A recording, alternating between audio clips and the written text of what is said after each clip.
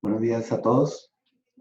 Es un privilegio para mí tener esta segunda videoconferencia. Lamento mucho que no estén presentes, pero quiero compartir con ustedes la guía para una exégesis completa. La clave para la buena exégesis consiste en que nosotros sepamos hacer las preguntas adecuadas. Dentro de esto entran dos preguntas exegéticas muy importantes. La primera tiene que ver con preguntas de contenido, es decir, lo que se dice, y preguntas de contexto que tienen que ver por qué se dice. Las preguntas de contenidos son de 4 clases. La primera es la crítica textual, que tiene que ver con la determinación de la fraseología del autor. Y la segunda es la información semántica, que tiene que ver con el estudio de las palabras del texto. Y la tercera es la información gramatical, es decir, la relación que existe entre las palabras y los términos entre sí. Cuarto sería el trasfondo histórico-cultural, es decir, que es la relación de las palabras y las ideas con el trasfondo histórico y la cultura del autor y sus lectores. Entonces, las preguntas contextuales son de 2 clases. La primera tiene que ver con el contexto histórico. Esto se relaciona con la ubicación general del documento, es decir, a quién va dirigido. En ese sentido, tenemos que ver a quién está dirigida la carta. Tenemos que ver su religión, tenemos que ver también su geografía, su economía, etc. 2, el contexto literario. Esto tiene que ver con la razón por la cual se dijo cierta cosa en un punto dentro del argumento del texto o de la narrativa o del fragmento. Entonces, podemos decir que la buena exégesis tiene que ver con la comprensión clara que tengamos del autor. En este sentido, entonces, nosotros tenemos que prestar mucha atención para llegar a esta conclusión. Ahora vamos a ver los pasos para hacer una buena exégesis. Tenemos 8 puntos que tenemos que desarrollar en nuestra exégesis, y también tenemos 4 áreas que se hace un estudio aparte, como son las epístolas, el Evangelio, Hechos y Apocalipsis. ¿Por qué? Porque cada una de ellas, por su naturaleza, se tiene que hacer un estudio aparte, porque no es lo mismo estudiar un evangelio que fue escrito, digamos, años atrás, a una epístola que el autor está dirigiéndose a un contexto más mediático. Por eso es necesario hacer un estudio aparte. Ahora, vamos con el punto número 1. Tenemos que examinar el contexto histórico en general. En esto, nosotros tenemos que tener una visión general del fragmento o del texto que vamos a hacer la exégesis. Para ello necesitamos leer, hacer una lectura general del texto, para que de esta manera vayamos familiarizándonos con el texto, hagamos una segunda lectura y hasta un tercero. ¿Por qué? Porque es necesario que nosotros tengamos una visión general de todo el documento. para que contestemos las preguntas como quién es el autor, quiénes son los destinatarios, cuál es la relación entre ellos, dónde viven los destinatarios, etc. Ustedes ya tienen ese documento, así que por favor de leerlo. Ahora, ¿por qué tenemos que leer en forma completa el documento?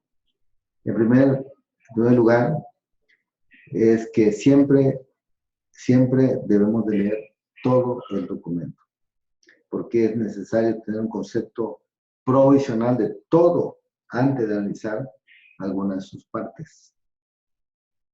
También tenemos que prestar mucha atención a los destinatarios, hacer preguntas como si son judíos, son gentiles, dónde viven, cuál es su religión que practican, cuál es su estatus social, también sus religiones que practican, etcétera, su economía. También hacer preguntas como el propósito del autor, cuál es su intención al escribir dicho documento. Debemos después elaborar un bosquejo anotando, digamos, el todo del libro. ¿Okay? Hacemos comparaciones también con literaturas secundarias después de nuestra primera lectura. Segundo paso, debemos confirmar los límites del pasaje. Es decir, que nosotros, una vez que hemos escogido el párrafo, hemos escogido el fragmento, debemos nosotros delimitar la porción que vamos a estudiar. Que sea, en primer lugar, genuina, completa, ¿sí? Que la unidad esté completa. Para dar paso al tercer paso, que es establecer el texto. El principal interés de esto es que nosotros tenemos que ver esos antiguos textos, hacer un estudio de las palabras, de su gramática, etc. Y para esto hay una ciencia que se dedica a hacer esto, que es la crítica textual, que se ha convertido en una ciencia, pues, muy técnica y compleja. Así que nosotros tenemos que familiarizarnos entonces con el texto, de tal manera que nosotros podamos hacer ya un estudio del significado de las palabras. Y además tenemos, número 4, hacer una traducción provisional. El propósito de esto es que vamos familiarizando con el contenido. Al mismo tiempo, empezar a reconocer las palabras que necesitan un estudio especial. El paso número 5, tenemos que analizar la estructura de las oraciones gramaticales y las relaciones sintácticas. Hay 3 ventajas al hacer esto. Primero, nos obliga a tomar decisiones gramaticales tentativas. Segunda, nos capacita para tener una idea de la estructura del pasaje y reconocer configuraciones. Y por último, nos proporciona esto un bosquejo tentativo del argumento del autor. Además, tenemos que hacer un diagrama del flujo de oraciones. El modo de escribir el texto es la forma de un diagrama de flujo de oraciones o de frases. Y podemos hacer anotaciones al margen de nuestro escrito. También podemos hacer un diagrama gramatical de oración. Es decir, que la gramática de una oración es tan compleja que es útil hacer un diagrama de las partes que la constituyen. Esto, de alguna manera, nos ayuda a identificar la función gramatical de cada palabra del pasaje. Y esto, cuando se completen esos 5 pasos, nosotros tenemos que haber ya entendido no solamente el contenido, sino también el contexto del autor. Paso número 6. Analizamos la gramática. En este sentido, nosotros, al hacer nuestro ensayo, debemos tomar dos cosas. La primera, tenemos que anotar las palabras más importantes, y la otra, la trascendencia del significado de este pasaje. De esta forma nosotros pasamos al paso número 7, analizando las palabras importantes. Aquí hay una advertencia. No debemos nosotros de hacer un estudio de cada palabra, de tal manera que hagamos una colección de pequeños estudios de palabras, sino que nosotros tenemos que tomar en cuenta dos criterios. La primera, nosotros tenemos que explicar lo que no es obvio. La segunda, concentrarnos en las palabras y redacciones claves de ese pasaje. Punto número 8. Debemos investigar el trasfondo histórico-cultural de la escritura. Y aquí tenemos varios asuntos incluidos. La primera, la trascendencia de las personas, lugares, acontecimientos, también cultura de los lectores, etc. 2, el medio ambiente cultural y social del autor, ¿sí? Las costumbres y hábitos, sería el número 3, del autor o locutor y sus lectores o oyentes. 4, el modo de pensar del autor y sus lectores. Entonces, el ensayo que ustedes van a realizar debe desarrollarse en base de lo que no es obvio y lo que tiene verdadera trascendencia, como les he mencionado. Muy bien. Ahora vamos a considerar la exégesis de las epístolas. ¿Por qué estudiar, añadir otros pasos para estudiar las epístolas, los evangelios, hechos y apocalipsis? Hay una sencilla razón. Porque las epístolas, de alguna manera, por su naturaleza y carácter de la literatura, fueron escritos por el autor, dirigidas a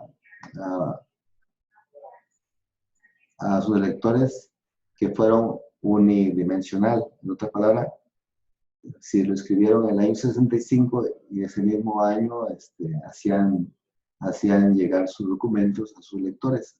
Así que era el contexto más actual. Sin embargo, cuando ustedes consideran el Evangelio, no es lo mismo. Por ejemplo, si nosotros vemos a los escritores de los Evangelios, el más temprano se considera Marcos. Escribió aproximadamente el año 50 después de Cristo, y el ministerio de Jesús fue por los años 30. Hay una diferencia de 15 a 20 años. Por lo tanto, hay cambios en la escritura. No es lo mismo el contexto de Jesús con el contexto del escritor. Por eso es muy importante examinar aparte los evangelios. La otra, si tomamos en cuenta, por ejemplo, a Lucas escribió en el año 75. Hay una mayor diferencia, mayor distancia entre la enseñanza de Jesús, el tiempo de Jesús, al tiempo de Lucas, que escribió por el año 75. Por eso es importante tomar en cuenta estos pasos que voy a mencionar. Paso número 9. Debemos determinar el carácter formal de la epístola. Sabemos que todo el Nuevo Testamento, desde Romanos, decir, desde Romanos hasta Judas, son 21 en total, son consideradas epístolas. Sin embargo, podemos hacer la observación de que no todos son epístolas, unas son más cartas, otros son más como tipo folletos, pero tenemos que hacer un estudio cuáles se consideran más bien cartas y otros porque se consideran epístolas. En este caso no voy a hacer más comentarios sobre esto porque ustedes tienen una tarea para hacer este trabajo. También tenemos que tomar en cuenta aspectos formales. ¿Qué quiero decir con esto? También notamos que las cartas de la antigüedad se debe determinar las partes de un pasaje. Por ejemplo, nos hacemos la pregunta, ¿es parte de una acción de gracias, una oración, lo que a veces se encuentra al principio de una epístola o de una carta? ¿Forma parte del saludo formal o es la parte principal? Por eso es importante hacer esta pregunta. Paso número 10. Examine el contexto histórico en particular. Sabemos que todas las cartas y también los evangelios fueron documentos ocasionales, es decir, que fueron ocasionados por la ocasión, por las circunstancias especiales de la iglesia, y por esa razón el autor lo escribe. Por eso es importante tratar de reconstruir la naturaleza de la situación a la cual responde la carta o la epístola o el evangelio, o en este caso los hechos. Muy bien, entonces vamos a ver el punto número 11. Determinamos el contexto literario. ¿Sí? En este caso, en esta área, debemos de pensar en párrafos. Nunca debemos nosotros de pensar en palabras o frases o párrafos aislados. Tenemos que tomar el todo del párrafo. De esta manera tenemos una idea más grande del pasaje. Y tenemos que identificar cuál es el propósito del autor. Si es de exhortación, de consolación, si es también de saludarles, pero también de enseñarles algo, una doctrina. Es importante entonces notar esto. Ahora, tenemos que también ver la lógica y contenido. La lógica y el contenido es muy importante. Lo interesante es notar aquí lo que se dice a través de la lógica y el contenido del escrito. ¿Cuál es la relación de ese párrafo con lo que se acaba de decir? Hacer esa pregunta. ¿Por qué cree que eso se dijo en este punto? ¿Cómo prepara para lo que sigue? En este sentido, muchos estudiantes son muy expertos en contestar las preguntas de contenido, pero muy a menudo dejan por qué se dice, el contexto. Por eso necesitamos nosotros ver el propósito de las palabras del autor, su argumento, en su contexto determinado. Bien, ahora vamos a ver los evangelios.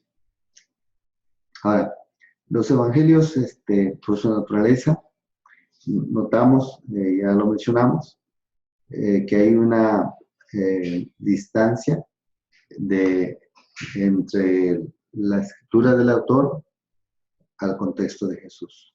Por eso vamos a manejar tres hipótesis, ¿sí? La primera, tenemos que ser razonables, que durante el periodo de la transmisión oral, cada uno de esos mensajes, de esas unidades o fragmentos, fueron independientes. ¿sí? No estaban, digamos, esos relatos no estaban contenidos en un pergamino, ni mucho menos recopilados en un solo rollo, sino que eran, como su nombre lo dice, eran relatos orales. Lo usaban los cristianos, los apóstoles, y lo contaban. Entonces, primer punto sería que los relatos eran orales. Segundo, aunque ninguno de los evangelios fue escrito para leerse junto con los otros, sin embargo, como Juan que se escribe después, tuvo que tomar una fuente. Esa fuente, ¿cuáles fueron? Uno es la transmisión oral. Segundo es Marcos, que fue el más temprano en escribirse por el año 50. Entonces, notamos que Mateo, Lucas y Juan tomaron en cuenta el escrito de Marcos. Entonces, tenemos que ver que cada evangelista siempre tomaron fuentes para hacer su escrito.